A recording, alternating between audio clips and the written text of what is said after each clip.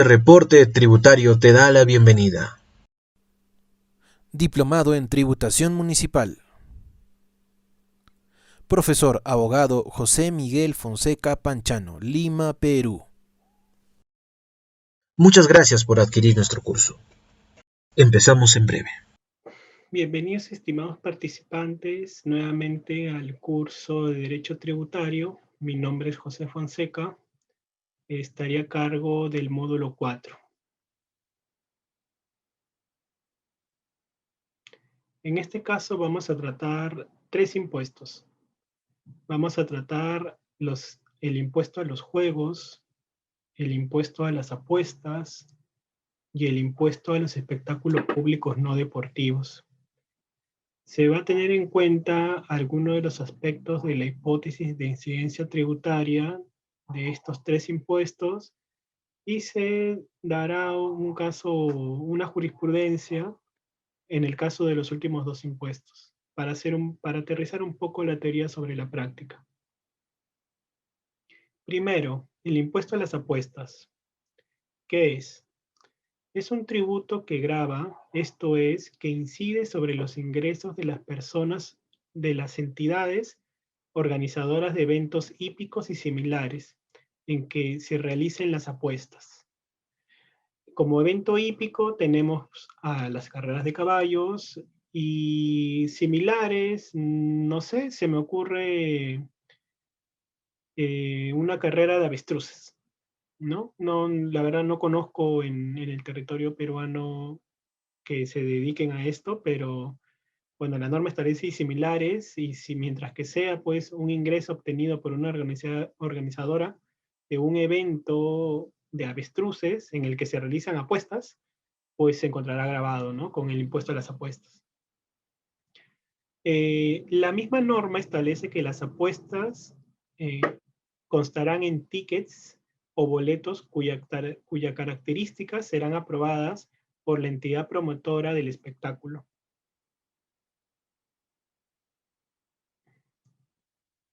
Seguimos con el impuesto a las apuestas. La administración y recaudación del impuesto corresponde a la municipalidad provincial en donde se encuentra ubicada la sede de la entidad organizadora, mientras que el sujeto pasivo es la empresa o institución donde se realiza la actividad gravada. Por otro lado, tenemos que este impuesto es de periodicidad mensual. Como habíamos señalado anteriormente, en el caso del impuesto predial y el impuesto al patrimonio vehicular, su periodicidad es anual. En el caso del impuesto a la alcabala, su periodicidad es inmediata. Pero en este caso, en el caso del impuesto a las impuestos a las apuestas, su periodicidad es mensual. ¿Y cómo se calcula? Pues sobre la diferencia resultante entre el ingreso total percibido en un mes por concepto de apuestas y el monto total de los premios otorgados en el mismo mes. Ahí, bueno, tenemos una imagen de una carrera de caballos, ¿no? En el que se realizan unas apuestas y una carrera de avestruces, ¿no? Que se me ocurrió, ¿no? Igual, para que se encuentre grabada, tendría que obtenerse un ingreso como consecuencia de la apuesta, ¿no? Seguimos. La norma establece que la tasa porcentual del impuesto a las apuestas es del 20% y para las apuestas hípicas es de 12%. En este caso, para las apuestas de caballos, pues será 12%. Y para las otras se aplicará el 20%, ¿no? Es decir, cuando la norma establece y similares, se aplicará el 20%, ¿no? Acá hay algo muy interesante que señala la norma que el monto que resulte de la aplicación del impuesto se distribuirá en 60% a la municipalidad provincial y 40% a la municipalidad distrital donde se llevó el evento. Por ejemplo, aquí en la provincia de Lima, tenemos que en el distrito de Surco se encuentra una entidad organizadora de apuestas por eventos de carrera de caballos. En este caso, la municipalidad que cobrará el 40% de este ingreso donde se desarrolla el evento es la Municipalidad Distrital de Santiago de Surco. mientras que la municipalidad provincial, en este caso la de Lima, se destinará al 60%, ¿no?, de que resulte de aplicación el impuesto. ¿Qué más tenemos? ¿Qué es el impuesto a los juegos? Ya pasamos a otro impuesto, ¿no? El impuesto a los juegos es un tributo que grava, esto es, que incide sobre la realización de actividades relacionadas con los juegos, tales como loterías, bingos, rifas, así como la obtención de premios en juegos de azar. Este es un impuesto de periodicidad mensual, es igual al anterior, pero diferente a los que señalamos en módulos pasados, ¿no? Acá tenemos un ejemplo de esta ruleta, ¿no? Donde uno dice 23 negro, 23 rojo, y por el azar del juego sale ganador y uno obtiene un premio, ¿no? Igualmente en el caso del bingo, ¿no? Bueno, no sé, no recuerdo exactamente el nombre, pero es esos que tienen numeritos y comienzan con una maquinita a darle vuelta. Y la cosa es que por un azar de lo que dicen los números, yo genero bingo y gano, ¿no? Entonces, ese premio que obtengo se encuentra grabado con el impuesto a los juegos, ¿no? ¿Qué más dice la norma? Acá la norma ha establecido una diferencia en dos rubros en relación al impuesto a los juegos. Mientras que para el juego de bingo, rifas, sorteos y similares, así como para el juego de pinball, juegos de videojuego y demás juegos electrónicos, el sujeto activo es la municipalidad distrital en cuya jurisdicción se realice la actividad grabada o se instale los juegos. No sé si se acuerdan anteriormente que habían unas maquinitas, ya ese es el juego del pinball, ¿no? Ya de hace tiempo que no veo esos tipos de juegos. Mientras que para el caso de las loterías y otros juegos de azar, el sujeto activo es la municipalidad provincial en cuya jurisdicción se encuentra ubicada la sede social de las empresas organizadoras de juegos de azar. Seguimos, ¿no? En el caso del impuesto a los juegos, el sujeto pasivo es la empresa o institución que realiza las actividades grabadas, así como quienes obtienen los premios. El impuesto se determina aplicando la tasa del 10%. Acá se precisa, ¿no?, que actualmente la norma prevé la misma tasa para los bingos, rifas, sorteos, pinball, juegos de video y demás juegos electrónicos, loterías y otros juegos de azar. Cuando ustedes vean la norma van a ver que este tipo de actividad, bingo, rifas, están divididos y a todos le coloca el 10%, ¿no? Pero entonces, de manera resumida, se aplica el 10% para todas, pero eso no quiere decir que eso siempre esté así, sino que ya dependerá de decisión del legislador si aplica más a uno o menos a otro, ¿no? Una RTF. Tenemos esta RTF 7718 de la Sala 7 del año 2009. ¿Qué es lo que dice esta resolución? Que no es de observancia obligatoria, pero es un criterio ya del Tribunal Fiscal, ¿no? Dice, ¿no? El decreto legislativo 776, la Ley de Tributación Municipal, dispone que dicho impuesto solo grava la obtención de premios en juegos de azar y no los premios con fines de propaganda comercial, como al no haber sido considerado como hecho imponible del impuesto a los juegos, ¿no? Esta RTF del 2009 se remite a una RTF del año 1999, ¿no? Entonces, ya tenemos que para posición del Tribunal Fiscal, los premios con fines de propaganda comercial no se encuentran dentro de la hipótesis de incidencia del impuesto a los juegos. A ver, acá, como les comentaba, siempre uno tiene que tener en cuenta cuál es el aspecto material de la hipótesis de incidencia. Y bueno, esta RTF en ese momento dio ese tipo de análisis, ¿no? A ver, vamos a dar un ejemplo respecto a cómo podría aplicarse esta situación, ¿no? Digamos el caso de un contribuyente que obtiene un premio por una propaganda comercial. la municipalidad le gira la resolución de determinación acotándole el impuesto por el valor del premio derivado de esta propaganda comercial, ¿no? ¿El contribuyente qué hace? O paga, o quizás se asesora, o deduce el mismo que no se encuentra dentro de la hipótesis de incidencia del impuesto a los juegos. Entonces, él interpone recurso de reclamación. Nuestro código tributario establece que la administración, la municipalidad en este caso, resolverá el recurso de reclamación, la cual en principio, como ya lo acotó, se lo va a denegar. El contribuyente interpone recurso de apelación y la causa llega al tribunal fiscal. Entonces el tribunal fiscal aplicará este criterio de aquí, ¿no? Otra manera, a este sujeto, nuevamente, como obtuvo un premio proveniente de una propaganda comercial, la municipalidad le emite la resolución de determinación, el contribuyente la reclama dentro del plazo y la municipalidad tiene hasta 9 meses para emitir pronunciamiento. Pasan los 9 meses. ¿Qué es lo que haría, qué es lo que puede o debe hacer el contribuyente, no? Y uno dice, pues hay que esperar, ¿no? La paciencia es una virtud, dicen algunos, ¿no? Entonces, esperamos de brazos cruzados y no hacemos nada. Quizás podemos recurrir al Tribunal Fiscal en vía queja para que decirle que la administración emita pronunciamiento. Digamos, ¿no? Presentamos recurso de queja que está regulado en el artículo 155 del Código Tributario. El Tribunal Fiscal tiene una posición de que no son procedentes aquellas quejas en las cuales los contribuyentes aleguen la vulneración de sus derechos por la demora en resolver los recursos impugnatorios en las municipalidades o las administraciones tributarias en este caso, ¿no? En este caso, por la demora en resolver la municipalidad mi recurso de reclamación.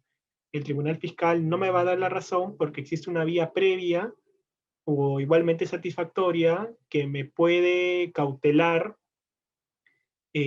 la vulneración de mi derecho, ¿no? ¿Y cuál es? El llamado silencio administrativo negativo. ¿En qué consiste el silencio administrativo negativo? Yo, cuando ya pasaron los 9 meses, puedo interponer recurso de apelación ante la resolución denegatoria ficta que yo considero que ha desestimado mi recurso de reclamación. Y puedo ir directamente o puedo recurrir directamente al Tribunal Fiscal. ¿Qué es lo que sucede? El Tribunal Fiscal va a fallar de esta manera, ¿no? Entonces, yo no es necesario que interpuesto mi recurso de reclamación y pasado el tiempo, yo espere que la administración resuelva porque yo ya sé que el Tribunal Fiscal tiene un criterio así, ¿no? Por un principio de predictibilidad sería aplicable esta resolución siempre y cuando calce en el mismo supuesto, ¿no? Ahora, finalmente, tenemos el impuesto a los espectáculos públicos no deportivos. Este es un tributo que grava, esto es que incide sobre el monto que se abona por presenciar o participar en espectáculos públicos no deportivos que se realicen en locales y parques cerrados. Un ejemplo podría ser, bueno, antes de la pandemia mucha gente iba a los cines, ¿no? Entonces, cuando yo iba al cine y compraba mi entrada, me cobraban el impuesto de los espectáculos públicos no deportivos, ¿no? Dentro del precio, ¿no? Entonces, como este ingreso será recaudado para la administración, pero, ojo, tiene que ser en un local y parque cerrado, en un local o parque cerrado, ¿no? Que se tiene que desarrollar en esos lugares, ¿no? Entonces, ¿qué más señala la norma? La obligación tributaria se origina al momento del pago del derecho de ingreso para presenciar o participar en el espectáculo público.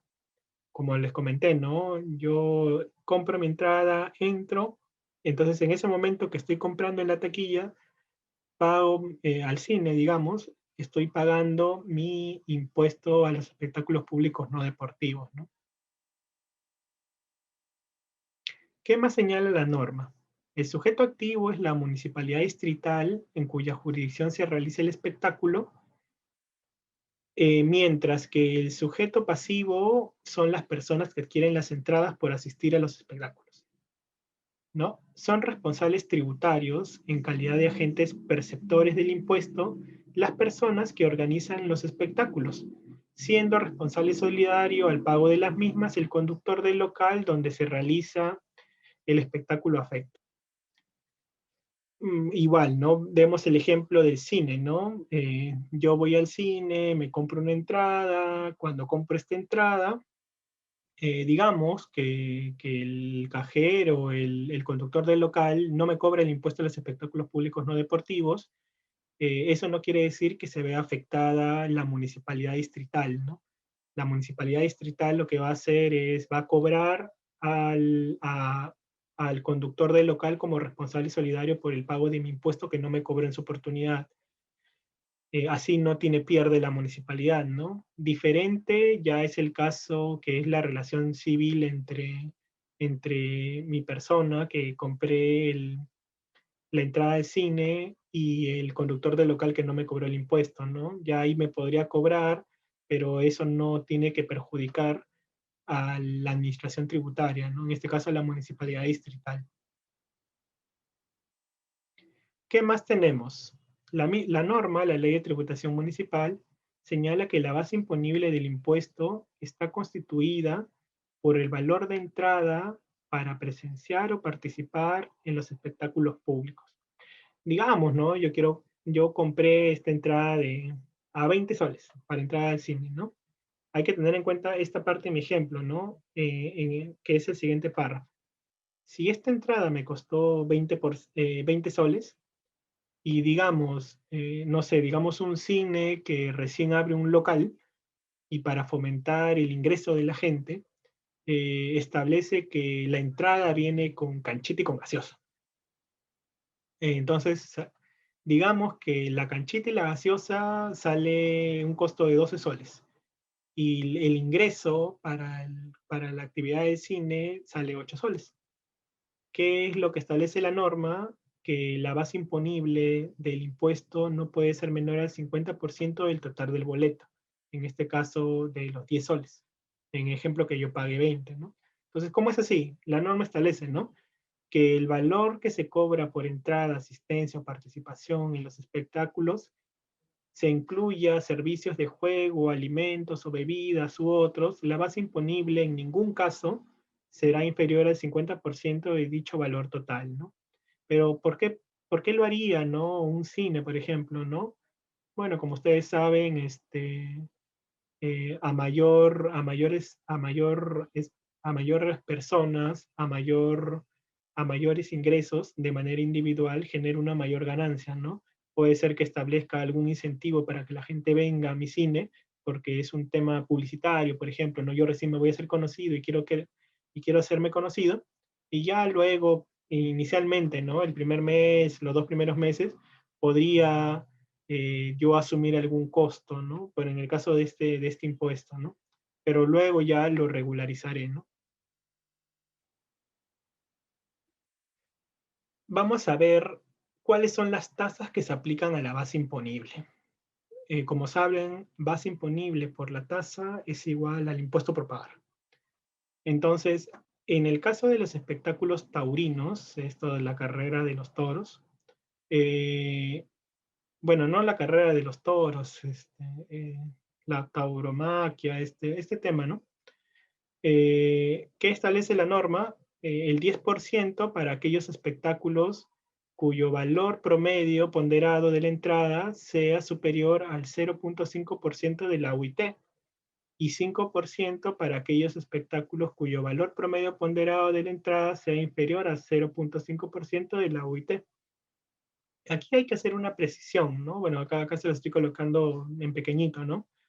De conformidad con la ley 28657, publicada en el año 2005, se precisan que están exonerados del impuesto a los espectáculos públicos no deportivos, calificados como culturales por parte del Instituto Nacional de Cultura, desde la vigencia del decreto legislativo 776 hasta el 18 de agosto del año 2005, ¿no? Fecha en la que se publica una sentencia del Tribunal Constitucional, ¿no? Entonces, ¿qué es lo que quiere decir? Si alguno tiene algún caso de alguna acotación en la cual resulte aplicable esta ley 28657, se encuentra exonerado del pago del impuesto estos espectáculos taurinos, ¿no? Eh, mm, Se me ocurre, bueno, acá, como les comento, ¿qué es la exoneración?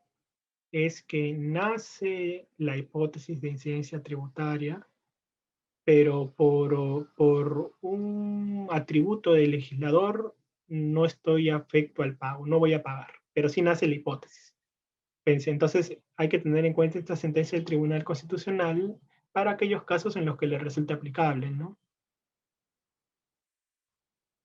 Seguimos las tasas aplicables a la base imponible del impuesto a los espectáculos públicos no deportivos. Tenemos, por ejemplo, a las carreras de caballos. Las carreras de caballos pagarán el 15%. En el caso de los espectáculos cinematográficos, pagarán el 10%. En el caso de los conciertos de música en general, es 0%. En los casos de los espectáculos de folclore nacional, teatro cultural, zarzuela, conciertos de música clásica, ópera, operatera, ballet y circo, 0%. En los casos de otros espectáculos públicos, que como decíamos en la hipótesis de incidencia, el aspecto material tenía que ser en lugares cerrados, se aplicará un 10%, ¿no? Entonces, ¿qué es lo que sucede aquí? ¿Por qué el legislador, en el caso de los conciertos de música en general y en el caso de los espectáculos de folclore nacional, tiene una tasa de cero, pese a que se consideran espectáculos públicos no deportivos? ¿Por qué hay un trato que alguien podría considerar desigual? Acá hay que tener en cuenta que, si bien es un espectáculo el folclore nacional, muchos bueno, de nuestras culturas a lo largo del territorio nacional establecen, bueno, su medio de subsistencia es fomentar esto, ¿no? Entonces, aplicar un impuesto al fomento del folclore, que es un tema de una costumbre, bueno, una costumbre de un pueblo, de la nación, lo podría haber perjudicado. Entonces el Estado ha considerado, bueno, el legislador ha considerado, de que es mejor no grabar, no colocar una tasa en este caso, ¿no? En una tasa cero para efectos de ir fomentando este folclore, ¿no? De que se haga conocido, de que la gente salga, ¿no? Aunque ahora con la pandemia está un poco todo reducido, pero igual, no esa es la finalidad del legislador. ¿Es un trato discriminador? Pues no, porque tiene un fin en específico, ¿no? Me parece racional, ¿no? ¿Y por qué a los conciertos de música en general también, ¿no? Parece un concierto de rock. Un concierto de rock, yo creo, ¿no? Desde mi punto de vista, de que el legislador ha colocado una tasa cero para efecto de no hacer una competencia desleal.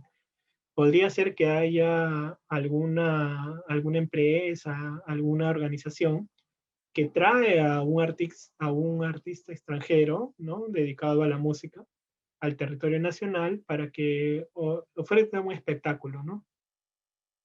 Es para que no haya una competencia legal respecto a los nacionales de los internacionales, el legislador ha establecido que su tasa también va a ser cero.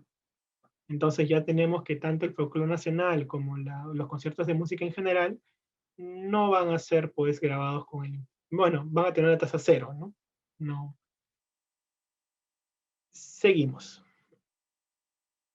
Aquí tenemos una resolución del Tribunal Fiscal, que la 65375 del año 2003. ¿Qué establece esta resolución? De acuerdo con el artículo 54 de la Ley de Tributación Municipal, el Decreto Legislativo 776, el pago por asistir a bailes abiertos al público no se encuentra grabado con el impuesto a los espectáculos públicos no deportivos. Oye, José, pero sí, pero ¿por qué no? Y justamente yo le decía la importancia de revisar los aspectos de la hipótesis de incidencia tributaria. Como les había comentado, la norma establece que se encuentran afectos los espectáculos que se realicen en lugares cerrados. No sé, digamos una discoteca, ¿no?